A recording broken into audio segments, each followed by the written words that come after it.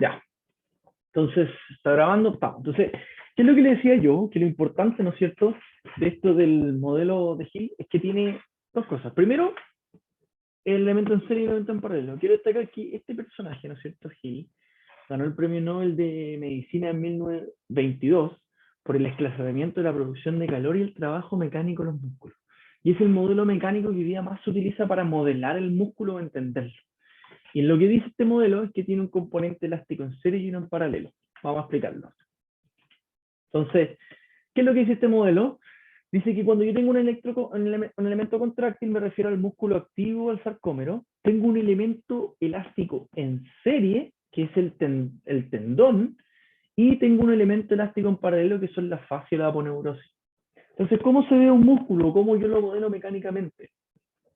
Tengo el componente contráctil que está en paralelo con un componente elástico paralelo, que es lo que habíamos hablado, el endomicio, el epimicio, el perimicio. Y eso tiene un componente, y ambos están conectados en serie con un componente elástico en serie, que es el tendón. Entonces, cuando nosotros volvemos para atrás y vemos esta curva, podemos entender que hay dos componentes elásticos involucrados en esto, que son los componentes elásticos en serie y en paralelo, tendón y aponeurosis, que influyen en la contracción muscular y tienen directa relación justamente con eso. ¿Me van siguiendo hasta ahora? Ahora, pasando ya a un tema más interesante, es que están, ¿no es cierto?, los tipos de fibras musculares que usted debe conocer. Están los tipos de fibra 1, que son las oxidativas o más lentas, como se le conoce. Las fibras tipo 2, que están las tipo 2A y las 2X. Existen unas 2B, pero que en general no se expresan a nivel humano, y también existen unas 2C, que creo, hay un profesor Arriagada, si está por ahí me puede corregir, tampoco se expresan. Entonces, solo tenemos las fibras tipo 2A, ¿no es cierto?, y las 2X. ¿Qué características tienen estas fibras musculares desde un punto de vista de la fisiología del ejercicio? ¿Ya? Primero, que las fibras tipo 1 o denominadas lentas tienen una alta resistencia a la fatiga, una baja la velocidad de contracción, tienen una pequeña motoneurona asociada generalmente. ¿Ya? Por otro lado, tenemos una fibra intermedia que tiene una resistencia a la fatiga intermedia, tiene una rápida velocidad de construcción y generalmente están asociadas a una gran motoneurona. Cuando digo una motoneurona grande, hablo de motoneurona de soma neuronal grande, ¿ya? Y por último, tengo las fibras más rápidas, son las tipo 2X, que son de baja resistencia, muy baja, una alta velocidad, ¿no es cierto?, de contracción y una motoneurona grande. Y lo que tiene que ver esto es el contenido de mioglobina que hay en esto, que es, ¿no es cierto?, es lo que le da el color y por unas cosas. Entonces, si ustedes ven, es lo que le da el color, la mioglobina, y lo que le da la característica que sea lenta o rápida. Entonces, miren, cuando yo tengo fibras tipo A, son mucho más coloridas, y fibras tipo fibras tipo 1 son mucho más blancas, y las fibras tipo 2A no tanto, ¿ya? Y lo que uno va viendo es que cuando vamos teniendo una persona que es un corredor, por ejemplo, y pasamos lo que es un, eh, un sprint o un corredor de 100 metros plano, tipo Usain Bolt, vamos viendo que tiene mucha mayor composición de fibras tipo 2A. Ahora, estas fibras no se comandan solas, sino que se comandan según la motoneurona. Y de un principio muy importante, de otro sujeto súper importante, Hahnemann, del principio del tamaño. El sistema nervioso central solo posee dos formas de aumentar la generación de fuerza, que genera el músculo. Uno es el principio del tamaño. Este principio del tamaño dice que yo voy a reclutar las motoneuronas de manera creciente de menor a mayor tamaño neuronal. Las motoneuronas. ¿Ya? ¿Qué quiere decir el principio del tamaño? Quiere decir que yo recluto una motoneurona 1, una motoneurona 2 que está asociada a distintas fibras musculares y una motoneurona 3 que está asociada a otras fibras musculares, y a medida que las voy reclutando, voy aumentando la tensión. Entonces, acá yo empiezo a generar fuerza y de a poco empiezo a aumentar la fuerza a medida que recluto más unidades motoras, ¿no es cierto?, o motoneuronas que están relacionadas a fibras musculares. Y el otro principio interesante, ¿ya?, es el principio, ¿no es cierto?, de la frecuencia. Entonces, mire, yo acá tengo un muy buen ejemplo en que empieza a generarse un estímulo, y este estímulo se empieza a sumar en el tiempo. Entonces tengo un estímulo, lo empiezo a estimar y empiezo a hacer que el potencial de acción que llegue el músculo empieza a llegar cada vez más rápido y eso empieza a generar aumenta la generación de fuerza. Entonces, desde un punto de vista del sistema nervioso central, la generación de fuerza está dado eh, por dos principios. El tamaño, yo más motoneuronas de más tamaño recluto, más fuerza hago porque más fibra muscular recluto, y por la frecuencia de disparo. Esto ocurre por un efecto que se llama el efecto de tetanización. ¿Qué es lo que ocurre? Yo empiezo de a poco a reclutar, mire, ahí tengo un estímulo, genera fuerza. 3 estímulos, suma más fuerza. Y tengo muchos estímulos que van sumando la fuerza hasta que al final tengo estímulos tan repetidos en el músculo y ocurre la tetanización, que es esta generación de fuerza o meseta de generación de fuerza. ¿Ya? Y va generando, ¿no es cierto?, el reclutamiento. En ese sentido, cuando yo aumento la frecuencia de descarga, el sistema nervioso central juega con cualquiera de las dos, o juega con generalmente juega a que aumenta el reclutamiento de más unidades de motoneuronas, principio de Hahnemann, y esas motoneuronas que van siendo reclutadas van aumentando su frecuencia de disparo. Entonces yo voy generando que esto, empiezo a generar cada vez más fuerza porque estoy reclutando nuevas neuronas y estoy también a la vez, ¿no es cierto?, manteniendo una mayor frecuencia de disparo. Ahora, si yo voy a la parte más de arquitectura muscular, que de músculo uno podría hablar un semestre entero, chiquillo, vamos a ir por detalle, ¿no? Puedo ver que hay distintas clasificaciones de músculos. Fusiforme, paralelo, unipenado, bipenado, multipenado, circular, convergente, etc.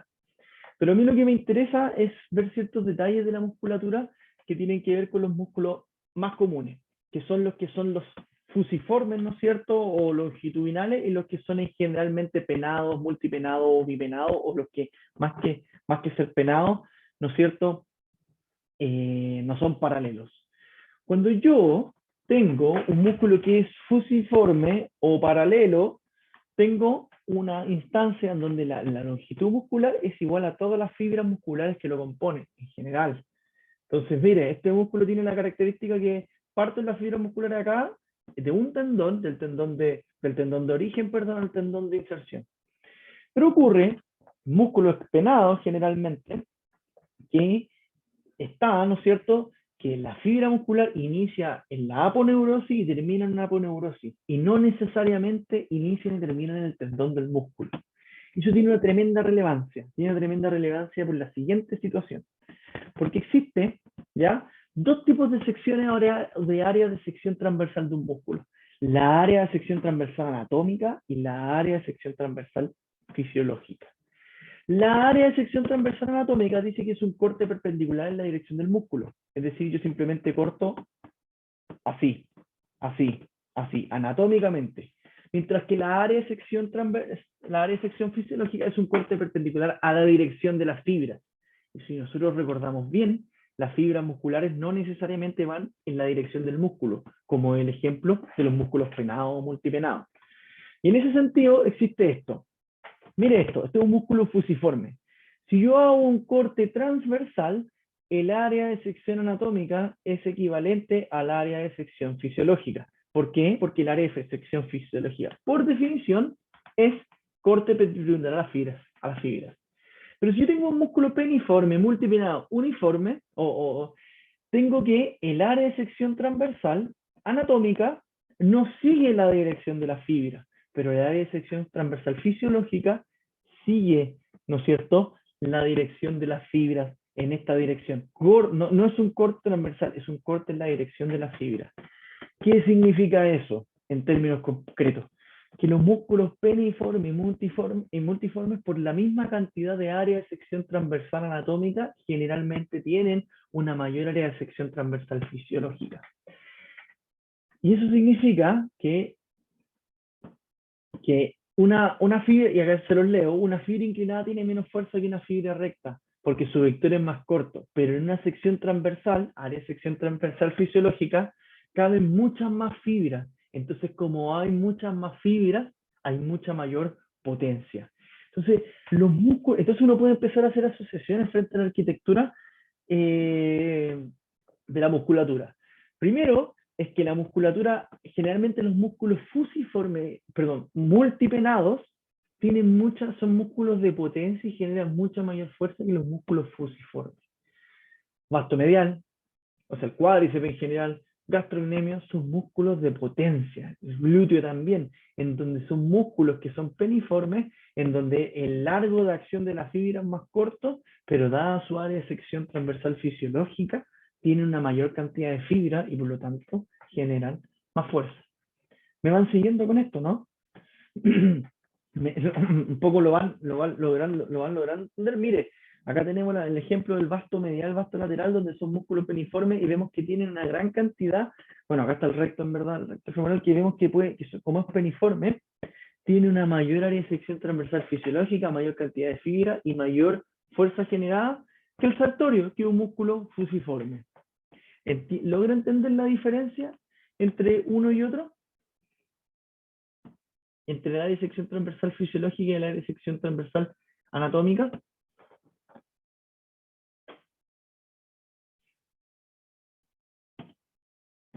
Sí, profe. Extraordinario. Entonces, cuando nosotros trabajamos justamente con esto, vemos que las líneas de acción de los músculos penados se van juntando a través de la aponeurosis central y transfieren la fuerza a los tendones. Y como son más fibras musculares, suman más fuerza y generan más fuerza. ¿Ya? Entonces, la fuerza de un músculo depende de su área de sección transversal fisiológica y no de la anatómica. ¿Ya? Y en ese sentido, acá hay un gráfico bien interesante de la área de sección transversal, ¿no es cierto? Un gráfico bien interesante que relaciona el área de sección transversal fisiológica con el largo de la fibra. Entonces podemos ver que el sóleo tiene unas fibras muy cortas, pero tiene una alta área de sección transversal fisiológica. ¿Qué quiere decir eso? Que el sóleo es un músculo extremadamente potente. Por otro lado tenemos, ¿no es cierto?, el gastrocnemio medial y lo mismo. Entonces podemos ir viendo que hay una relación que a mayor fibra, a mayor longitud de fibra muscular, vemos que tienen menor área área de sección transversal fisiológica y por lo tanto tienen menor capacidad de generar fuerza. Por ejemplo, este es semitendinoso, un músculo que tiene fibras muy largas, de 20 centímetros, pero son incapaces, pero tienen una baja sección transversal fisiológica y por lo tanto no tienen tanta capacidad de generar fuerza. A los músculos que no tienen una alta área de sección transversal fisiológica, pero son muy alargados, se les conoce como músculos de velocidad, mientras que los músculos que tienen altas áreas de sección transversal fisiológica, pero fibras muy cortas, se les conoce como músculos de potencia, ¿ya? Entonces, o fuerza. La extremidad inferior del cuádriceps y los gemelos son músculos de fuerza. Los isquiotibiales y el tibial anterior son músculos de velocidad, fibras poco inclinadas, generalmente rectas, ¿ya? Los músculos de velocidad son generalmente músculos, ¿no es cierto?, alargados, planos y fusiformes o longitudinales, mientras que los músculos de fuerza son penados o multipenados o bipenados, ¿ya? ¿Me van siguiendo? Y ahora, para ir en detalle a los músculos, una cuestión muy interesante es que existe, ¿no es cierto?, que el ángulo de penación cambia según la contracción muscular. Y eso es bien interesante, porque el ángulo, si yo tengo una mayor excursión, un mayor ángulo de penación, significa que la fibra muscular se pudo contraer más y por lo tanto pudo generar mayor fuerza.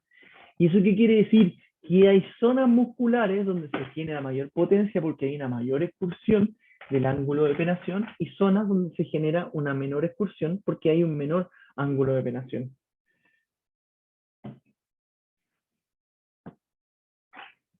¿Me van siguiendo?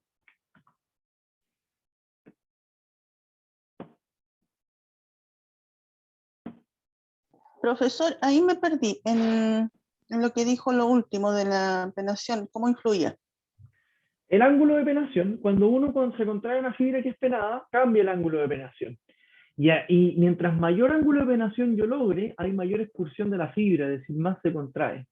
Entonces hay zonas musculares donde la fibra, ¿no es cierto?, no excurre tanto porque no tiene la capacidad anatómica de generar un mayor ángulo de penación, pero, ¿no es cierto?, pero eso permite que se generen distintas zonas de fuerza en el músculo. ¿Me van siguiendo? ¿Se entendió, Celia? Sí, profesor, gracias. Entonces, perdón. Dicho eso, que ya entendieron la diferencia entre la generación de fuerza, tenemos que ver los tipos de contracciones musculares. Y esto lo considero demasiado importante, así que por favor ponga harta atención. Primero, existen dos tipos de definiciones de contracción, una que es estática y una que es dinámica. Dentro de la estática consideramos la isométrica. Cuando yo digo isométrico, digo que es la misma longitud, isométrica, misma longitud. Cuando yo tengo dos contracciones que son la dinámica, tengo dos formas, que son la isotónica y la isocinética. Isotónica quiere decir que yo mantengo un mismo tono en el tiempo, ¿ya? Y eso tiene que ver con que mantengo una misma tensión en el tiempo. Esa puede ser concéntrica, excéntrica. ¿Habían escuchado los términos concéntrico y excéntrico o no? Por esas casualidades, para saber cómo contextualizar un poco más esto. Chicos, un sí, no, más o menos, quizás, por ahí, lo vi, lo leí. Yo recuerdo haberlo leído en el MUR, pero no recuerdo bien la descripción. Ya, perfecto, entonces voy en detalle en esto. Gracias. Y por otro lado, tenemos las contracciones dinámicas, isocinéticas, que puede ser, isocinética se refiere a una misma velocidad. Esas pueden ser concéntricas y excéntricas. A lo que quiero que le ponga atención, por sobre todo, es a los conceptos de isométrico, concéntrico y excéntrico. Por definición, un músculo solo se contrae, esa es su única acción, el músculo no se alarga, se contrae, pero se puede contraer de manera fija, es decir, isométrico, de manera concéntrica, acercándose a los puntos de origen, o excéntrica, aceptando cargas. No es que un músculo se alargue y genere fuerza de manera alargándose, el músculo solo genera fuerza contrayéndose. Y quiero que me ponga mucha atención con esto. La contracción isométrica, ¿no es cierto?, nos dice que yo genero una contracción muscular sin mantener movimiento, sin generar un movimiento. Déjeme ver si me veo en la camarita. Ahí está. Entonces, si me logra ver en la cámara, que no sé si la estaba viendo, si yo me mantengo ahí y tomo un peso, ¿qué puedo tomar de peso? Bueno, esta caja está, me cambié hace poco este departamento, así que está ladrando el otro día, y yo mantengo este peso, ¿ya? Eso es una contracción isométrica. ¿Por qué es una contracción isométrica? Porque mis flexores de codo están haciendo fuerza para que no se extienda mi codo y no se me caiga esta caja. ¿Se entiende? Isométrica. ¿Bien ese término? ¿Lo logra entender? Sí, profe. Perfecto. Contracción concéntrica es que yo tengo una carga, tengo por ejemplo acá el codo completamente estirado y voy y doblo y llego hasta arriba. Genero un movimiento que es en la misma dirección de la acción muscular y el músculo se acorta. Acá está el músculo muy estirado, se acorta. ¿Ya? Y existe una tercera forma de contracción, ¿ya? Que es la contracción excéntrica, en donde el músculo se alarga el movimiento. Supongamos que yo tengo con esta mano este peso, ¿ya?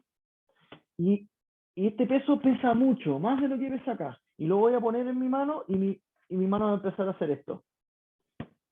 ¿Qué está controlando el movimiento cuando yo me voy a la extensión de codo? ¿Quién está haciendo que la extensión de codo sea controlada? ¿Qué músculo?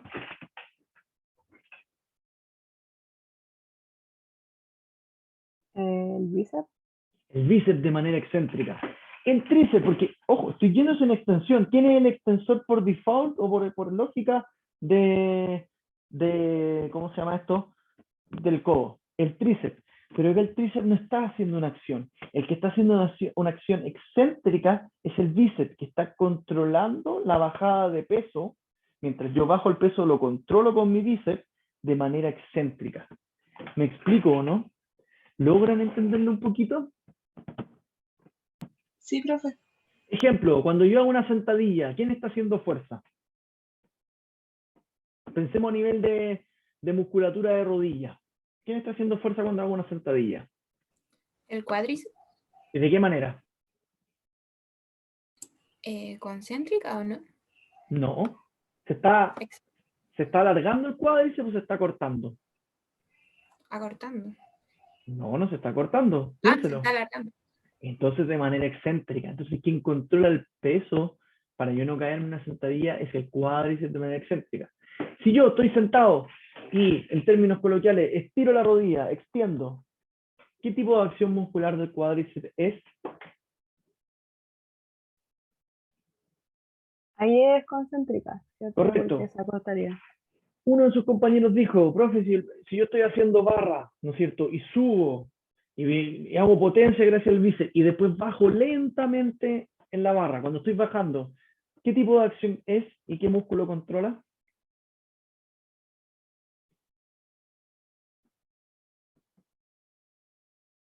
Ahí lo pille, parece. Ahí sería el tríceps, ¿o no?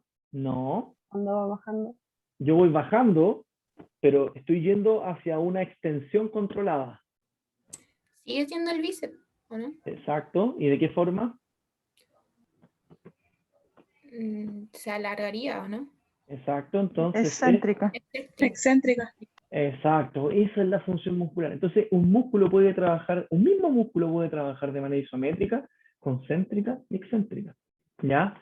Y eso es tremendamente relevante, porque significa que si yo tengo esto, bien esquemático nuevamente con el bíceps, movimiento en donde se acorta el músculo concéntrico, estoy controlando un peso. Generalmente las acciones excéntricas son para controlar pesos.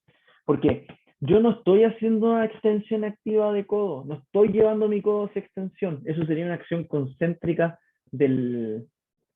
¿cómo se llama esto? Del tríceps. Estoy controlando un peso. Y si estoy controlando un peso, significa que estoy haciendo una acción excéntrica, ¿no es cierto? El músculo se está elongando. Y una acción isométrica es la más fácil de entender. ¿Me va siguiendo, no? ¿Ya? ¿Qué quiere decir? ¿Por qué es tan importante eso? Porque los músculos, y se lo aprovecho a adelantar, tienen características también que son agonistas y antagonistas. Agonista se dice que es cuando es el principal accionador del músculo. Y antagonista es cuando es el músculo contrario al movimiento. Entonces, si yo hago en la primera imagen que está acá, ¿quién es el agonista? El encargado principal de realizar el movimiento. El bíceps. El bíceps, en estricto rigor, porque el músculo que más contribuye a la flexión de codo es el braquial. ¿Sí? Pues dejémoslo en braquial, para que me entiendan la idea. ¿Cuál es el antagonista? El tríceps, ¿no es cierto? Y hay un tercer concepto, que es el sinergista, ¿ya?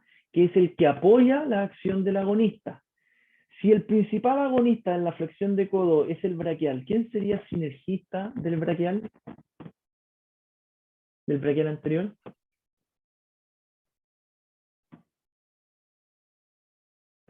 ¿Quién sería?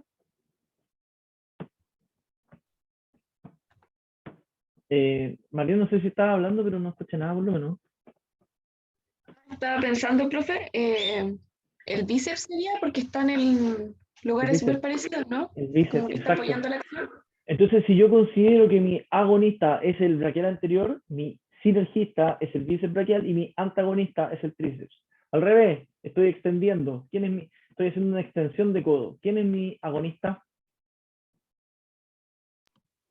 El tríceps, Correcto. ¿Y quién es mi antagonista?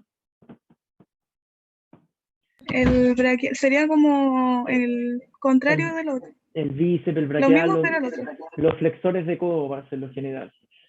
Entonces, en ese sentido, también está ese concepto que tienen que tenerlo claro, y depende del movimiento. Entonces, acá le pongo un montón de imágenes. Acá, ¿qué tipo de movimiento es este? Te voy a decir sí, un isométrico. Pero acá esta persona se está moviendo hacia adelante, y dependiendo del punto de análisis que te tome, es qué musculatura es agonista y antagonista, o dependiendo del movimiento. Si estoy haciendo una extensión de codo activa, el músculo agonista es el tríceps. Pero si estoy haciendo una extensión de codo para soportar una carga, eso es una acción excéntrica del bíceps. Y ese es el agonista. ¿Me explico, no? ¿Lo logro entender? ¿Sí? Sí, profe. Ya. Lo tiene que quedar claro, pero a ver, voy a enlatar porque tiene un práctico de eso, de entender clarísimo cómo funcionan esas acciones musculares. Porque aquí es más, su selección de herramientas terapéuticas para ir con un paciente tiene mucho que ver con este tipo de ejercicio. Las tendinopatías responden muy bien a ejercicio isométrico, a progresiones excéntricas. Las ganancias las ganancias de masa muscular están maximizadas en contracciones excéntricas. Entonces, es muy importante que entienda cuándo un músculo en verdad está haciendo acción excéntrica y cuándo no. ¿Ya? Un ejemplo, esto se lo pongo acá, un ejemplo de evaluación isocinética que está en el laboratorio. Ojalá tengamos la posibilidad de verlo en algún minuto y mostrarle en qué se consiste una evaluación isocinética y una evaluación de fuerza. Esta evaluación isocinética me permite medir la fuerza concéntrica, pero también me permite medir la fuerza excéntrica. ¿Ya? Entonces, tenemos varias cosas que nosotros podemos hacer, y bien ya va avanzando en la biomecánica del músculo, es que existe una transformación de energía química del músculo en trabajo mecánico. Y esa transformación permite que hayan puntos de tracción que permiten el movimiento. Esta energía química ya lo vimos, ¿no es cierto?, a nivel, ¿no es cierto?, molecular, ¿no es cierto?, que tiene que ver con las acciones de la actina y la miosina, pero esto se traduce en una acción muscular conjunta de todos los sarcómeros que permite la generación de fuerza. ¿Ya? Y eso tiene como resultado que desde un punto de vista del análisis del movimiento humano, tengo varias cosas. Tengo músculos, acciones excéntricas, acciones concéntricas, isométricas, y tengo músculos sinergista, agonista, antagonista y sinergista. ¿Ya? Ahora, vamos a ver ciertos detalles de las propiedades mecánicas del músculo. Ya vimos la curva de longitud-tensión, pero vamos a ver algunas de la fuerza, velocidad de contracción, ¿ya? De la fuerza-velocidad, que es bien interesante. Entonces, mire esto, yo tengo la generación de fuerza de un músculo y tengo la velocidad con que se genera fuerza. Si la fuerza es máxima, ¿no es cierto?, cuando la velocidad es 0. Y a medida que aumenta la velocidad, disminuye la fuerza. ¿Me va entendiendo, no? ¿Sí lo entiende? Ya. Existe una curva muy característica para ver el músculo, que es la curva de fuerza-velocidad, en donde tiene las consideraciones de fuerza excéntrica como de fuerza concéntrica. Se dice, esta curva que está acá, yo como que la copio y la pego de aquí para abajo, desde el puntito para abajo. Porque lo que estáis viendo acá es solo la acción concéntrica de un músculo. Isométrica y concéntrica. Cuando acá hay fuerza máxima y el músculo está en 0, significa que no hay velocidad, por lo tanto no hay movimiento y por lo tanto isométrico. Y a medida que yo aumento la velocidad, empieza a haber una acción concéntrica porque estoy juntando. Pero tengo que considerar la acción excéntrica, ¿ya? Y esto dice lo siguiente. Primero, si yo no tengo movimiento, la velocidad es 0, es decir, no hay cambio de posición del músculo, la fuerza es isométrica y tiene tal característica. Si la velocidad es positiva, es decir, por definición que sea positiva, es una direccionalidad, ahí lo voy a mostrar en la siguiente dato, es decir, una contracción concéntrica, la fuerza del músculo va disminuyendo a medida que aumenta la velocidad. ¿Ya? Lo mismo ocurre con la contracción excéntrica. ¿Ya? Perdón, al revés con la contracción excéntrica. O sea, parecido. Voy desde una velocidad muy negativa acercándome a la velocidad, ¿no es cierto?, 0, ¿ya? Velocidad negativa simplemente yo estoy diciendo que no estoy yendo hacia el acortamiento del músculo, estoy yendo hacia la elongación del músculo. A mayor velocidad excéntrica yo estoy generando mayor fuerza muscular. ¿Ya? Entonces existe este gráfico de fuerza-velocidad en donde altas velocidades de fuerza excéntrica, contracciones de alta velocidad generan alta fuerza excéntrica. Contracciones de alta velocidad concéntrica generan baja fuerza concéntrica. Y cuando no hay velocidad, tengo un punto en donde la fuerza es isométrica. ¿Ya? Entonces, ¿qué quiere decir esto de la velocidad negativa? Un ejemplo bastante sencillo. Yo tengo un punto de partida. Si el auto va hacia la derecha y en dirección hacia la derecha, el auto se está desplazando hacia 100 kilómetros por hora porque está yendo hacia la derecha, que es positivo. Si el auto está en la derecha, pero está yendo hacia la izquierda, es velocidad negativa porque su sentido es negativo. Pero a su vez, si estoy en la parte izquierda, la parte negativa, pero estoy yendo hacia la derecha, tiene un sentido positivo. Y eso mismo aplica para la fuerza que estamos haciendo. O sea, para lo que estamos mostrando. Y esto es bien interesante, ¿ya? Porque, mire esto, la fuerza concéntrica es menor que la isométrica y a su vez la isométrica es menor que la excéntrica, ¿ya? Y si lo vemos en una forma de la longitud, vemos que cumple el mismo fenómeno de que existe una longitud óptima para cada una de esas fuerzas. Y es interesante. ¿Qué quiere decir eso? Que cuando usted quiere decir que la fuerza excéntrica siempre es más que la concéntrica. Entonces tiene herramientas de entrenamiento y de terapia. Si usted quiere maximizar la ganancia de fuerza muscular, debe trabajar de manera excéntrica. Un ejemplo que usted genera más fuerza excéntrica que concéntrica, hay pesos cuando usted puede hacer una sentadilla que puede lograr bajar, pero no puede volver a subir. Eso significa que tiene más fuerza excéntrica que concéntrica. Y lo segundo, en una perspectiva clínica, no de entrenamiento, es muy útil cuando hay pacientes que tienen muy baja fuerza concéntrica y que necesitamos, para ganar fuerza hay que trabajar fuerza. Y si son pacientes muy bajos, digo que en una silla de cuádriceps no puede levantar 5 kilos. El paciente que tiene ese nivel de déficit de fuerza no puede levantar los 5 kilos en una silla de cuádriceps. No puede, es terrible. Pero sí puede bajar los 5 kilos o hacer una flexión controlada a través de una acción excéntrica de cuádriceps. Entonces el ejercicio excéntrico es maravilloso, tanto para el entrenamiento como para la dosificación terapéutica. ¿Ya? Y para eso tiene que tener muy claro cuándo algo es excéntrico, cuándo es concéntrico. Tiene que tener muy claro esto, ¿ya? Que la fuerza está directamente influenciada por la velocidad, ¿ya? Y aquí podemos ver un detalle de que cómo distintos tipos de fibras se comportan de manera distinta en la curva de fuerza-longitud y en la curva de fuerza-velocidad. En la curva de fuerza-longitud, las fibras largas tienen, ¿no es cierto?, una menor generación de fuerza, pero está desplazado su máxima generación de fuerza. Quiere decir que aceptan una mayor longitud. En cambio, las fibras cortas, ¿no es cierto?, o las fibras que dan a sección transversal, necesitan una menor longitud absoluta para generar más fuerza, pero también obedecen a este paradigma de fuerza-longitud óptimo. Y lo mismo con la fuerza-velocidad. Las fibras cortas, ¿no es cierto?, generan, ¿no es cierto?, que son las fibras tipo rápidas, generan mayor fuerza isométrica y tienen una curva que decae mucho más rápido, mientras que las fibras lentas tienen una fuerza inicial mucho más baja, pero decae. ¿Se entiende? Ya. Ahora, ¿cómo es la transmisión de fuerza en el rango articular de movimiento? Mire esto. Mire, por ejemplo, acá los flexores de codo obedecen a la ley de, ¿no es cierto?, fuerza-longitud. A medida que el ángulo de codo parto con un ángulo de codo muy flexionado y voy extendiendo más, la fuerza va aumentando, pero después decae. Mire lo que ocurre, ¿no es cierto?, con los plantiflexores. Empiezan a subir y después bajan. No obedecen tanto así porque los plantiflexores tienen la característica que tienen mucho tendón. Pero sí después llegan a un punto óptimo y después decaen. ¿Ya? Lo mismo ocurre con la transmisión de fuerza, ¿no es cierto?, en el rango articular de movimiento. Mire esto. Yo genero mucho mayor torque cuando hago una contracción excéntrica a alta velocidad que cuando hago una contracción concéntrica de alta velocidad. ¿Me va siguiendo hasta ahí?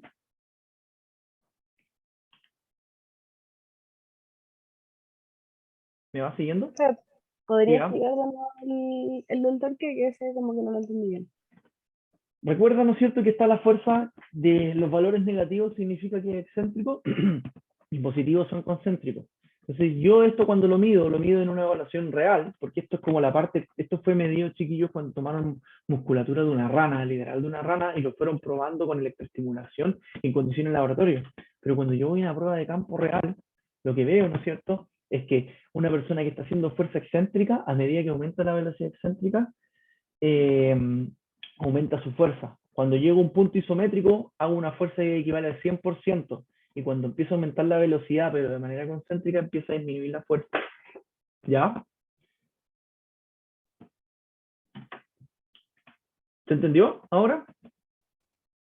Sí, o sea, como que la duda que tengo es si, por ejemplo, en negativo es excéntrico, ¿cierto? Sí.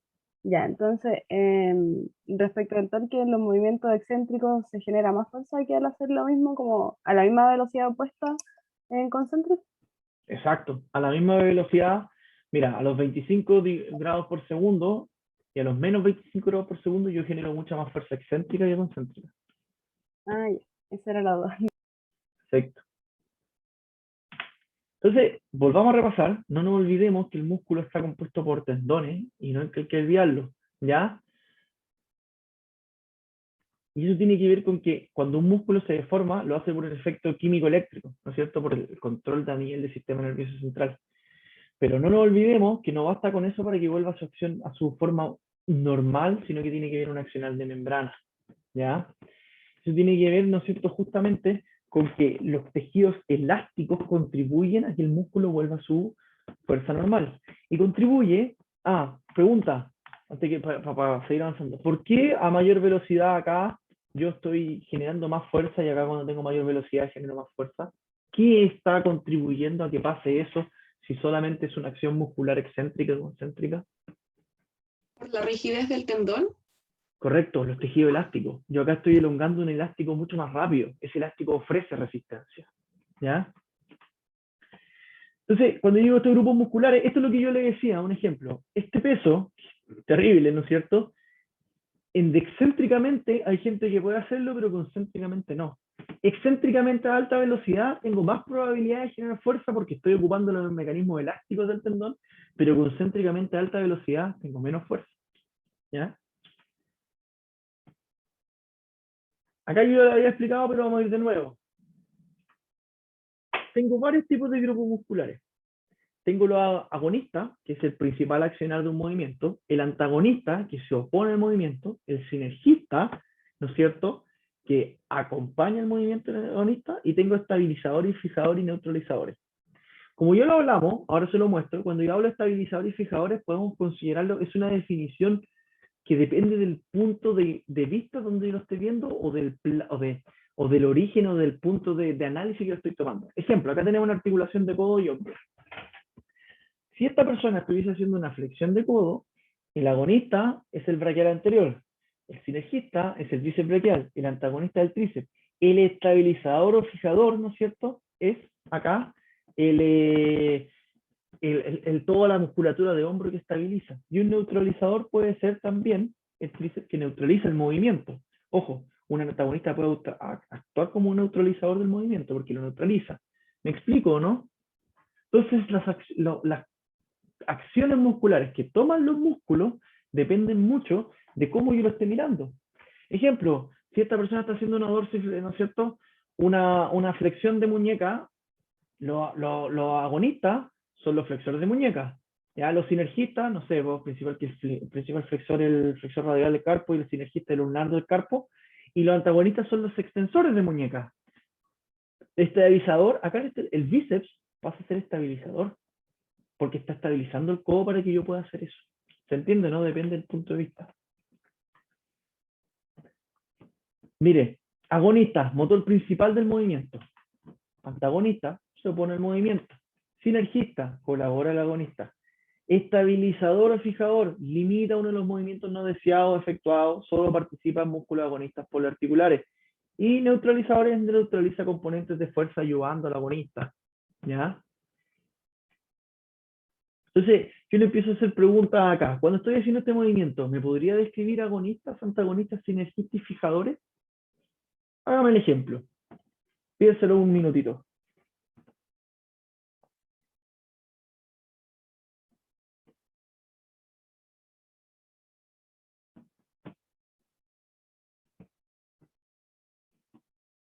Alguien que abra el micrófono y me cuente, pues si la idea de mostrar este día es que alguien lo haga.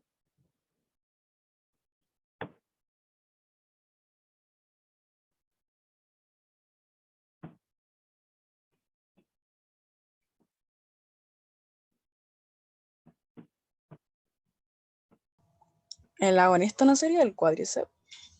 Podría ser el cuádriceps, pero como estamos haciendo esto acá, también podría ser el isquiotibial de manera excéntrica.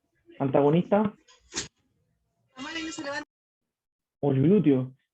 Lo que quiero mostrar con esto es que todo depende de dónde lo analicemos, ¿ya? En particular, este es un ejercicio de estocada, en donde el principal agonista son los isquiotibiales y el glúteo mayor, que están haciendo una acción, ¿no es cierto?, para que no descienda la cadera. Ojo, acá hay un punto fijo distal, entonces la articulación que se está moviendo y haciendo la fuerza es la cadera.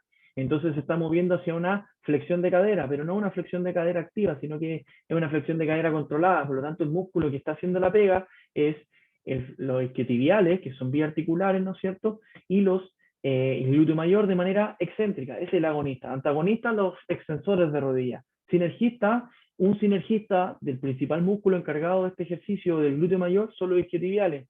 Un fijador, podríamos decir que son los mismos isquiotibiales, ¿no es cierto? Perdón, un fijador podríamos decir que son los estabilizadores de tronco. Y un neutralizador son los isquiotibiales porque evitan el movimiento de la rodilla. Eso es lo que usted tiene que analizar. ¿Lo entendió? Muy rápido. Yo al menos lo entendí bien, profe. ¿Se entiende? ¿Cierto? Entonces, así de clave tiene que lograr adquirir esto. Esto es la base del movimiento humano.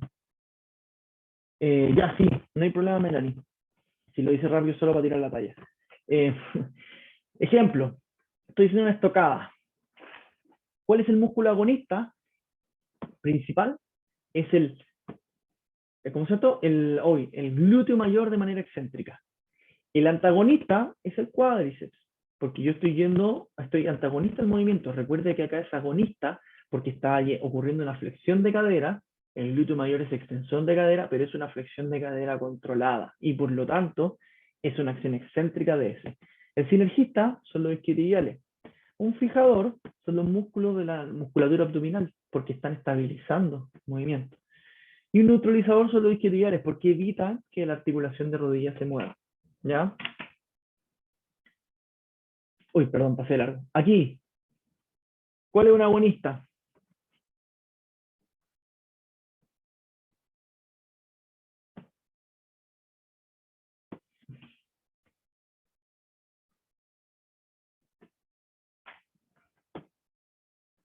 Puede ser el deltoides, correcto. ¿Cuál es un sinergista de ese deltoide?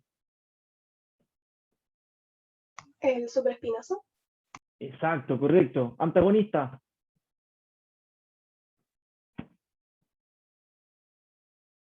Latísimo del dorso, se la sopla, latísimo del dorso aproximador de hombro. Fijador.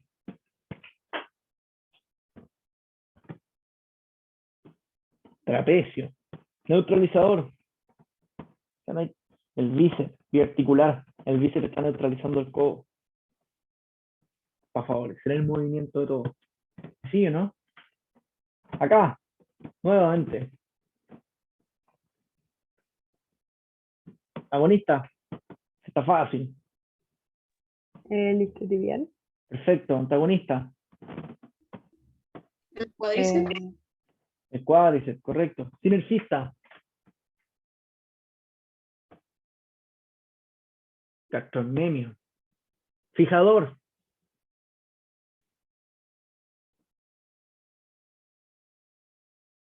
El glúteo mayor. Y neutralizador no veo en este minuto, no lo logro reconocer.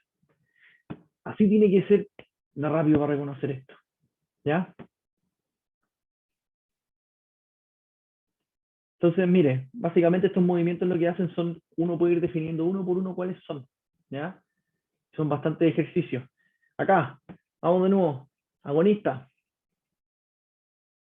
Agonista en esta primera parte, no cuando llega hasta acá, hasta el tercer dibujo.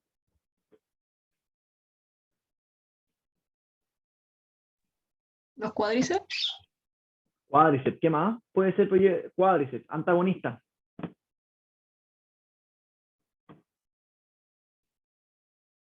Los isquiotibiales. Extraordinario.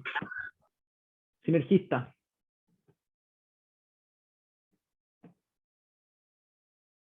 Glúteo mayor, fijador, abdomen. Y así va jugando, ¿eh? Si no es tan difícil. Vamos acá, agonista.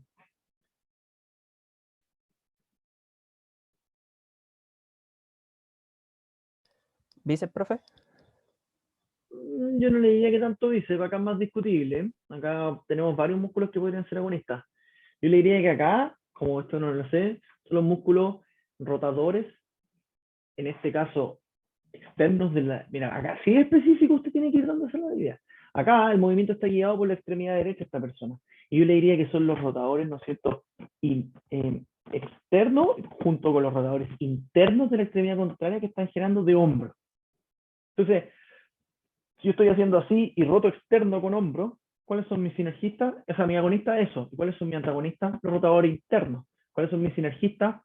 ¿Cuáles hacen sinergia a la rotación? El latísimo del dorso aporta un poco a la externa. No, espérate. Los redondos, del manguito rotador y así. Fijador, podríamos decir que el tronco, por supuesto. Y así tiene que ir viendo. No es tan sencillo, sino que hay muchas cosas. Acá, mire este. ¿Qué le parece?